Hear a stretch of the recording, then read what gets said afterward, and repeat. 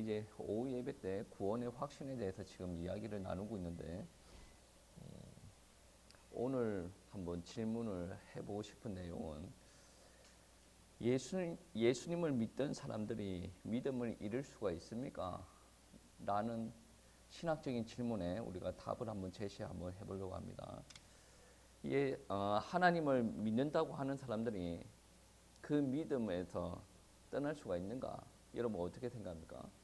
우리 주변에 이런 비슷한 사람들 많이 보지 않았습니까? 근데 다양한 답이 나올 수도 있는데 구원이라는 것은 어떤 겁니까? 우리가 열심히 노력을 해서 우리 능력으로 구원을 쟁취하는 겁니까? 아니죠. 하나님께서 우리를 택정하시고 은혜를 부어 주셔가지고 우리가 구원의 길로 인도받게 하시죠. 우리를 구원한다라는 것은 누구의 일입니까? 하나님의 일이에요. 십자가에서 예수님을 올려 보내시는 그 일도 누가 작정하셨습니까? 하나님께서 작정하셨어요. 또 예수님을 믿게 하는 것도 누구의 은혜로 예수님을 믿게 하는 겁니까? 하나님께서 은혜를 주셔서 믿게 하시고 또 믿는 자들이 계속 인도받을 수 있도록 우리를 고아와 같이 내버려 두지 않으시고 성령님을 보내주시고 또 그 안에서 풍성하게 인도받을 수 있도록 하나님께서 축복하시지 않습니까? 어떻게 생각하면 우리의 노력이 필요하다라고 이야기할 수도 있는데 근본적으로 생각하면 우리의 노력은 아무 필요 없습니다. 구원의 영역 안에서는 하나님의 노력이, 하나님의 능력이 절대적이다. 그러면 우리가 믿음 생활을 하는데 그 믿음에서 떨어져 나갈 수가 있습니까? 없는 거예요. 왜? 내가 하나님의 손을 굳게 붙잡고 나를 구원해 주세요. 그렇게 가는 형국이 아니라는 거죠.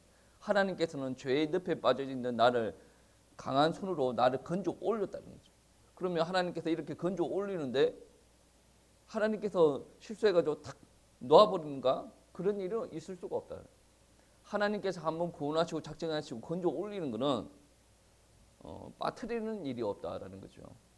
예를 들면 그런 겁니다. 우리가 여름 때 해수욕장에서 재밌게 수영을 하다가 쥐가 나든 우리가 수영도 못하는데 나도 모르게 깊은 곳에 가가지고 튜브를 놓쳐버렸어요. 그러면 나는 어떻게 하겠습니까? 호주 끓이겠죠. 호주 끓이면 그 멀리서 이제 인명구조요원이 보고 헤엄쳐서 올 거예요. 그러면 나는 살아야겠기에 인명구조요원이 오자마자 나는 그 사람을 막 덮쳐요. 그 사람은 누릅니다. 왜? 그 사람이 내려가야 내가 위로 올라가서 숨을 쉬니까. 이렇게 되면 어떤 일이 생기냐면 결국에 그 사람도 물 먹고 좀 힘들게 되고 나는 못 나와요. 내가 지금 바닷가에 빠져가지고 호주 끓이고 있을 때 내 능력으로 절대로 나올 수가 없어요. 누구의 능력이에요? 구조 요원의 능력이에요. 그 요원이 나를 붙잡고 당길 때 내가 나올 수가 있어요.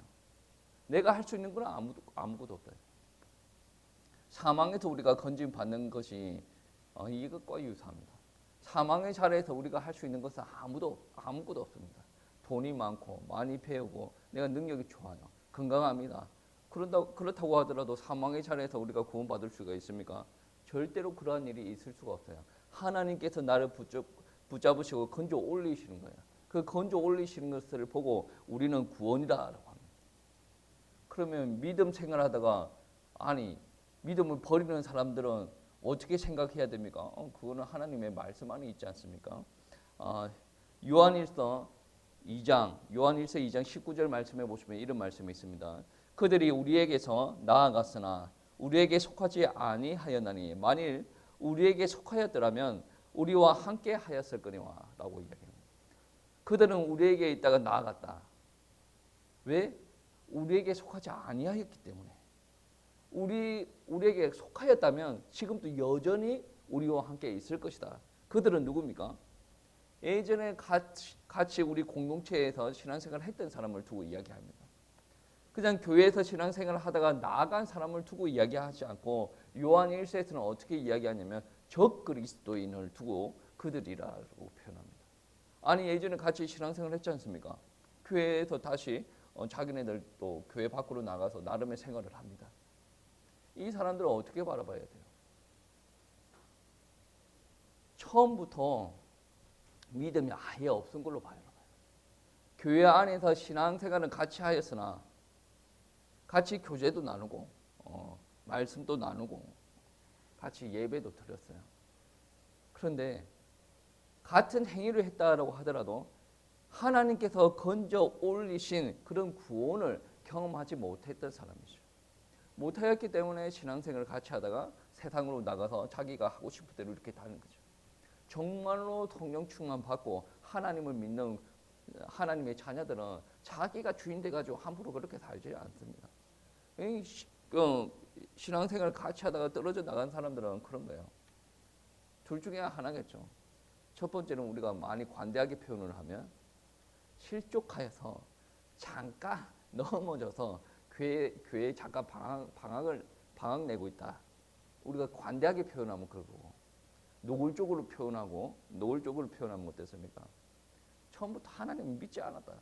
교회에 와서 예배 드리는 행위를 했지만 하나님을 믿지 않았다. 오전 강의에서 말씀에 그랬죠. 사마리아 사람들이 사마리아 그리심 산에서 예배를 드렸는데 하나님께서 그 예배를 받으셨는가? 예배 행위를 하였지만 하나님께서 받지 않으셨다. 왜 그러냐면 그들은 하나님의 말씀을 잘 몰랐어요.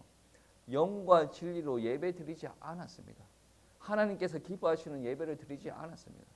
교회 공동체 안에서 같이 예배 드리는 사람들이 있어요.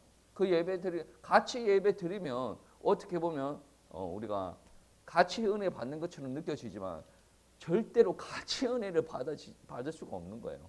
구원은 1대1 간의 관계입니다. 하나님께서 이스라엘 백성들을 구원한다라고 이야기하시지 않습니까? 그러면 이스라엘 백성들 다 구원하셔야죠. 여러분 광야 40년 동안 어떤 이들은 가나안 땅에 들어가고 어떤 이들은 광야에서 다 죽습니다. 왜 그렇습니까? 1대1 관계예요. 하나님께서 보시기에 믿음 안 되는 애들은 광야에서 다 장사 치르게 하고 믿음 되는 애들은 들어가게 하시고. 여러분 다윗 한번 보세요. 다윗도 믿음이 훌륭한 사람이죠. 근데 그 밑에 애들이 하나님을 믿고 의지합니까? 하나님은 다 믿죠. 믿는다라고 이야기를 합니다. 근데 그들이 하는 행동들을 보세요. 하나님을 믿는 사람입니까? 믿지 않는 사람이에요. 아버지가 아무리 훌륭하다라고 하더라도 그 자식들은 구원 못 받아요. 남편이 믿음이 좋다라고 하더라도 아내 구원 못 받습니다. 구원의 영역에서는 1대1 관계예요. 하나님께서 은혜 주시면 그 영혼이 직접적으로 반응을 일으켜서 우리가 하나님을 믿을 수가 있다라는 말씀이죠. 그렇습니다. 그래서 내 자신이 하나님의 은혜를 누리려면 내 자신이 하나님과의 관계가 먼저 회복이 되어야 된다. 오늘 말씀에서도 그렇게 이야기를 합니다. 내가 그들에게 영생을 주노니 영원히 멸망하지 아니할 것이요 라고 이야기를 합니다. 그들에게 영생을 주노니 그리고 영원히 멸망하지 아니할 것이요 라고 합니다. 영생을 주노니 생명을 준다라고 이야기를 합니다. 이 생명은 어떠한 생명이냐면 영원한 생명입니다. 생명을 준 시점에서 하나님의 은혜가 끊어지는 것이 아니라 하나님께서 생명을 준 그 시점부터 지속적으로 하나님께서 돌보신다. 지속적으로 하나님께서 은혜 주신다. 다르게 이야기를 하면 구원이라는 것은 단회적입니다. 그 말은 무슨 말이냐면 한 번 일어난다. 이거는 뭐 삶에서 구원하고 뭐 어떤 문제에서 구원하고 이거 말고 영혼 구원에서는 한 번 일어나는 거예요. 영혼 구원에서는 한 번 일어나는데 그 효과가 지속적이다라는 거죠. 영적인 생명이 회복되고 그리고 삶에서도 회복이 되고 영원하게 하나님의 축복이 회복된다. 영생을 두고 이야기하는 거죠. 그리고 나서 영생을 주노니라는 다음 말씀에 영원히 멸망하지 아니할 것이요 라고 이야기를 하지 않습니까? 멸망하지 아니할 것이요. 왜 멸망하지 않습니까? 그들에게 영생을 주었기 때문에 멸망하지 않아요. 누가 멸망할지 안 할지 결정을 합니까? 영생을 받은 사람이 결정하는 것이 아니라 영생을 준 사람이 결정하는 거예요. 여기서 우리는 확신을 가져야 됩니다. 여러분 신앙생활 한번 해보세요. 여러분 신앙생활하는 여러분을 한번 뒤돌아보고 한번 생각해 보세요. 얼마나 사람이 추잡합니까? 옹졸하고 이게 인격적으로 덜 성숙되고 얼마나 그런 부분이 많이 보입니까? 하나님께서 구원의 영역에서 그거를 보시면 너는 그렇게 치졸한 모습을 보였기 때문에 옹졸하기 때문에 너는 죄가 많기 때문에 뭐 여러 가지 이야기를 달면서 너는 이제 멸망할 것이다라고 이야기하지 않습니다. 그거는 축복의 영역이에요. 하나님을 믿는 사람들이 하나님의 말씀대로 살아가지 않는 것, 성숙하지 않는 것은 축복의 영역이에요. 오랫동안 신앙생활을 했어요. 축복이 없어요. 왜 그래요? 말씀대로 살지 않아서 그래요. 사람들이 경제적인 축복이 없어요. 왜 그래요? 경제 영역에서 하나님의 말씀대로 살지 않아서 그래요. 자식이 하나님의 축복을 못 받고 있어요. 왜 그렇습니까? 자식을 하나님 앞에 드려야 되는데 내가 잡고 있어요. 자식을 하나님의 뜻에 맞춰 키울 수 있도록 노력을 해야 되는데 내가 원하는 대로 키우고 있어요. 내가 자식을 가스라이팅을 하고 있어요. 너 이래야 되지. 뭐 이러면 그거 해줄게. 그러면 안 해줄 거야. 부모가 자식을 가스라이팅을 하고 있어요. 하나님께서 원하시겠습니까? 아니죠. 5절 말씀에 어떤 이야기 했습니까? 제1의 신앙생활 제1의 목적이 무엇이라고 했습니까? 먹고 사는 것이라고 안 했죠. 하나님의 뜻에 우리가 맞춰서 사는 것을 두고 이야기를 합니다. 그러면 자녀 양육은 어떻게 해야 됩니까? 이 아이가 하나님의 은혜를 받고 하나님의 사람으로 성숙해 나갈 수 있도록 우리는 그렇게 기도를 하고 가르치고 우리가 그런 모습도 보여줘야 된다. 근데 나는 자식한테 그런 모습을 한 번도 보여준 적이 없어요. 하라고만 했지. 그러면 어떻습니까? 자녀는 하나님의 축복을 못 받게 됐어요. 내가 대인관계의 축복도 마찬가지입니다. 내가 하나님과의 관계가 완전히 차단되어 있고 하나님과의 관계를 회복시킬 생각이 전혀 없어요. 그런데 내가 대인관계를 회복시킨다? 이 말이 있을 수가 없죠. 하나님께서 회복시킨다니까요. 내가 잘해서 그렇게 되는 것이 아니라 하나님께서 회복시켜.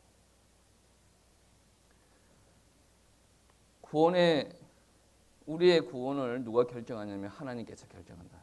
그분이 영생 주시로 작정했고 영생 주셨다라고 한다면 멸망하지 않는다. 강력하게 이야기를 하고 있습니다. 그리고 빨간 글씨는 누가 말씀하신 것입니까? 예수님께서 이야기하신 거죠. 그리고 오늘 28절 말씀에서도 예수님께서 말씀하신 것인데 멸망하지 아니할 것이요 또 그들을 내 손에서 빼앗을 자가 없으리라. 우리 신앙생활을 하다 보면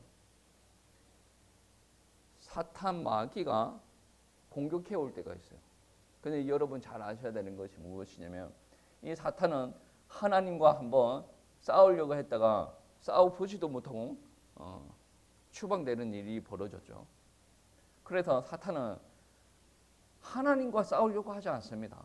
하나님께서는 우리를 구원하시려고 건져 올리셨었어요. 우리를 그 손에서 꽉 잡고 계십니다. 그런데 사탄은 이 하나님의 손을 어떻게 하지 못합니다. 그래서 사탄은 어떻게 공격하냐면 하나님이 아닌 존재를 공격합니다. 누굽니까? 성도들 공격해요. 성도들 안에 염려 심어주고 성도들 안에 분쟁 심어주고 갈라치게 하고 성도들 안에 하나님의 말씀에 불신하게 하고 순종하지 못하게 만드는 거예요. 그러면 어떤 일들이 일어납니까? 그러면 하나님께서 그를 구원하셨다라고 하더라도 축복을 못 누리고 사는 거예요. 맨날 입에 원망 불평을 달고 살 수밖에 없단 말이에요. 하나님과 같이 가고 있음에도 불구하고 사람의 생각, 마음을 누가 주관하고 있습니까? 하나님 앞에 맡겨야 되는데 하나님 앞에 맡기지 않고 누가 주관합니까? 내가 주관한다라고 생각해요. 그 내가 주관한다라고 할 때 그 내가 주관한다 거기에 누가 역사를 합니까? 마귀가 역사하죠. 모든 성도들 마음이 다 달라요. 왜 성령께서 똑같이 역사하면 똑같이 인도 받을 수밖에 없는데 달라. 왜 다를까요? 인도 못 받는 사람들 몇 명 있어요. 그러면 못 받는 사람들끼리 또 뭉쳐. 하나님께서 하나님의 말씀으로 똑같이 역사하면 똑같이 인도를 받아야 돼요. 하나님께서 말씀하시면 그 말씀을 똑같이 받아들여야죠. 이러면 같은 성령께서 내 머리에 사고를 주관하고 역사하고 계신다라고 한다면 똑같이 인도받아야 되는 거예요. 마음도 마찬가지예요. 한번 보세요. 여러분 출애굽할 때 홍해를 건넙니다. 물론 어쩔 수 없이 건넜겠죠. 하나님께서는 하나로 인도받게 하기 위함이에요. 요단강을 건널 때 어떻게 합니까? 제사장이 언약궤를 메고 지나가라라고 하죠. 모든 이스라엘 백성들이 다 같이 움직입니다. 여리고성을 무너뜨릴 때 어떻게 합니까? 한 명의 열애도 없어요. 내가 이렇고 저렇고 변명도 없습니다. 다 같이 일어나서 다 같이 돌고 다 같이 항성 치르고 그러한 일들이 일어나요. 뭡니까? 그 안에서는 지금 하나님께서 역사하시고 계시다라는 거죠. 생각이 다르다라는 것은 하나님의 역사를 보지만 사실적으로 믿지 않고 있다. 여리고가 무너지고 나서 하나님께서 거기에서 얻었던 재물도 어떻게 하라라고 다 말씀하시죠. 근데 아간이라는 자가 그 재물들을 자기 장막에 숨겨가지고 다시금 이스라엘 백성들이 아이성을 치러 갈 때 전쟁에서 패하는 일들이 일어나죠. 그 이스라엘 백성들은 그 이유를 몰랐어요. 근데 하나님께서는 어떻게 말씀하십니까? 아간이 범죄함으로 말미암아 다 같이 인도받는데 한 명이 인도를 못 받고 있어요. 그 한 명이 인도를 왜 못 받습니까? 자기 마음에 그 재물을 가지고 왔으면 좋겠다. 그리고 생각도 하는 거예요. 그리고 그 마음에 순종을 하고 나가는 거죠. 누가 주신 마음이에요? 하나님께서 그런 마음을 주신 적이 없어요. 근데 그러한 행동을 할 때는 어떻습니까? 아주 이제 온몸의 모든 세포가 살아나서 막 눈이 반짝반짝 하면서 그런 일들을 합니다. 그거는 인도 못 받는 사람이에요. 아무리 자기가 힘이 나고 뭐 의욕이 충만하고 한다라고 하더라도 그 사람이 인도 못 받는 사람이에요. 그래서 마음과 생각을 주님 앞에 의탁하고 그분이 주장하도록 해야 됩니다. 그리고 하나님의 말씀이 우리 심령 가운데 들어오고 관절을 골수 찔러 쪼개기까지 하는 그 말씀의 능력을 체험해야 된다는 거죠. 말만 그렇게 하는 것이 아니라 진정으로. 그렇게 되면 우리가 어떻습니까? 우리의 모습이 바뀌어요. 뭐 때깔이 바뀌어지고 뭐 그것도 뭐 말이 되겠지만 삶의 모습이 바뀌어요. 우리가 사용하는 용어가 언어가 바뀌어요. 우리가 하는 행동들이 바뀝니다. 어떻게 하면 하나님께서 나를 귀하게 쓰실까? 그거를 뭐 1순위로 두는 거죠. 하나님의 뜻을 이루어가는 삶을 우리의 1순위라고 했지 않습니까? 그게 1순위예요. 그게 안 되는 사람들은 순간순간 오해와 착각을 합니다. 자기가 중심이에요. 내가 기분이 나빠. 나는 내 상황의 형편은 그럴 수밖에 없는데 왜 교회는 그렇게 하는가? 그 사람이 자기 거를 1순위로 두고 이야기를 하면 서로 간에 오해가 생길 수가 있어요. 왜 그러냐? 우리가 모두가 1순위를 두는 게 뭡니까? 하나님의 뜻을 1순위로 두고 있는데 자기만 자기 생각을 막 이야기를 하는 거예요. 그래서 그거를 다 무시해야 된다는 것이 아니라 그렇게 아직 시간표가 안 돼서 인도 못 받는 사람이 있어요. 덜 성숙된 사람들이 있어요. 그러면 성숙된 사람들은 어떻게 해야 됩니까? 기다려주고 기도해야 되고 사랑으로 보듬어 줘야 되는 부분들이 있죠. 그래서 교회 공동체에서는 모든 사람들이 똑같은 시간표를 가지고 움직이지 않습니다. 하나님의 말씀이 떨어져도 어떤 사람은 인도를 받고 어떤 사람은 인도를 못 받아요. 어떤 사람은 은혜를 받는데 어떤 사람은 은혜를 못 받아요. 오종 강대상 말씀에 그런 말씀이 있었지 않습니까? 부흥이 한번 식어져 버리면 회복되는데 엄청난 오랜 시간이 걸린다네요. 부흥이 식어져 버렸어요. 하나님의 말씀에 은혜를 받았던 데가 언제인지 기억이 안 나. 옆에 사람은 은혜를 받거든. 근데 이 은혜를 못 받는 사람들이 같이 이렇게 간단 말이야. 그러면 같이 이렇게 가는데 이 공동체가 온전해지려고 하면 조금 더 온전해지려고 하면 어떤 일들이 일어나야 됩니까? 은혜 못 받는 사람 보고 이렇게 해라 저렇게 해라 해서 될 일이 아니에요. 은혜 더 받은 사람들이 이해를 하고 차고 나가야 된다는 거죠. 왜? 내가 왜 그렇게 해야 됩니까? 왜 옆에 애가 해야 될 거를 내가 더 감당을 해야 됩니까? 왜 그럽니까? 옆에 애, 내 거 이게 중요한 게 아닙니다. 나의 기준은 어디 있습니까? 하나님의 뜻이 어디 있는가 봐요. 하나님의 뜻이 그렇다라고 한다면 나는 옆에 애를 위해서 기도를 하고 내가 더 배려를 하고 사랑을 합니다. 그러면 결국은 내가 더 하나님의 은혜를 받습니다. 내가 더 하나님의 축복을 받는단 말이에요. 옆에 애는 지금 영적으로 황무지에 있기 때문에 호죽거리고 있어요.